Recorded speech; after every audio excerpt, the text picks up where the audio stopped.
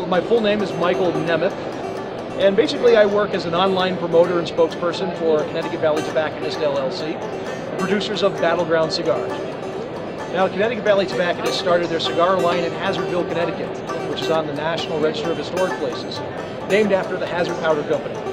Colonel Hazard bought in as a partner into that gunpowder shop there in Hazardville, and eventually became the full owner. In the early 1920s, the shop exploded. Unfortunately, it's no longer there, but they were the third largest supplier of gunpowder during the Civil War. So that is kind of how the Battleground cigar line took the Civil War theme. The production of the cigars includes the use of the Connecticut shade and broadleaf tobaccos in the wrappers and the broadleaf in the binder, which are all grown in the local area. They're grown in Enfield and in South Windsor, to name two places, and they're found throughout all of our cigars.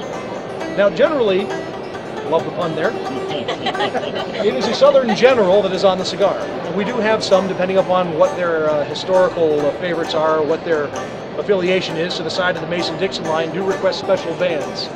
Gentlemen in the South prefer Southern gentlemen, gentlemen in the North prefer Northern gentlemen, and we do customize the bands accordingly. Now, some of the other lines that we've produced along the line includes the Old Powder Keg. The Old Powder Keg was actually the nickname of Colonel Hazard, Old Powder Keg Hazard. And so that cigar is a little bit different. It deviates from the standard line in the fact that it has a Corojo wrapper. It's a Dominican-Nicaraguan blend. The original version of the Old Powder Keg cigar received a 94 rating in Smoke magazine. It's actually fairly strong, and I always warn people to have a cup of coffee and a sandwich before they smoke one. The OPK line has since expanded, OPK as we call it for short, to include a Corojo Maduro, and we've just, this show, come out with the OPK Fire, which is a very robust, full-flavored cigar, and extremely complex. It uses a red Corojo wrapper and is box-pressed, a very smooth draw and a very smooth flavor. My particular involvement with the company began several years ago when I was actually in my Masonic Lodge, and the owner, Michael Tarnowitz, his son joined our lodge. We have a lot of cigar smokers in our lodge, and a lot of them were customers of the shop. We wanted a Masonic cigar for our lodge, so we approached Mike Tarnowitz and we said, we'd like to produce a lodge cigar. He says, I got one better. I want to produce a new General. I want something a little bit different. How about we collaborate?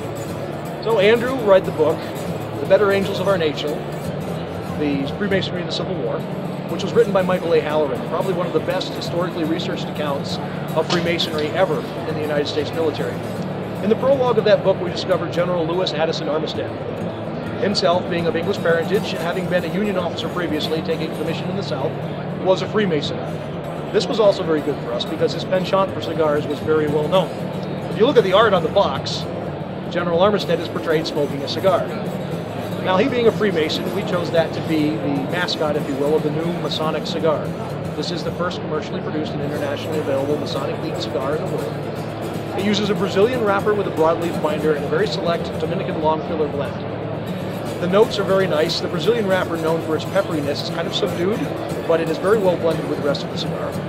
And there are flavors reminiscent of prunes, dates, and raisins, which is actually kind of unusual. If you're familiar with the cigar blog, The Cigar Czar, written by Matt Yurkovich, he gave us a rousing review of the cigar last year and placed it in his top 10 cigars of 2013. We're particularly fond of that cigar. We've shipped it as far east as Turkey. We've sent it out to Finland. It's been all over the U.S., Latin America, South America, and Canada. Very, very popular with Freemasons, and has been actually the subject of numerous articles.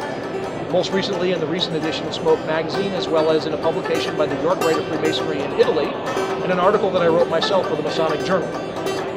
The Widow Sun cigar is now currently available in a glass tubo with a shrink-wrap cover in a Robusto size. Very good price point. It's a very satisfying cigar, and it actually bridges the gap between Maduro smokers and medium cigar smokers. It's one of our favorite products and is very well selling. And elsewhere in our line, we also have two other editions that I think that we need to mention. One being the Abraham Lincoln. The Abraham Lincoln, being a Maduro cigar of its own blend, is available in a tubo what we actually infuse with bourbon in a sealed container over a 30-day period. It's very popular, very smooth, and the room smoke is quite pleasing. We're also bringing back our Misterioso line, which, unusual to many cigars that most people are used to smoking, actually contains Louisiana Perique. I highly recommend you try that one. It's complex, it's interesting, and it evolves with age.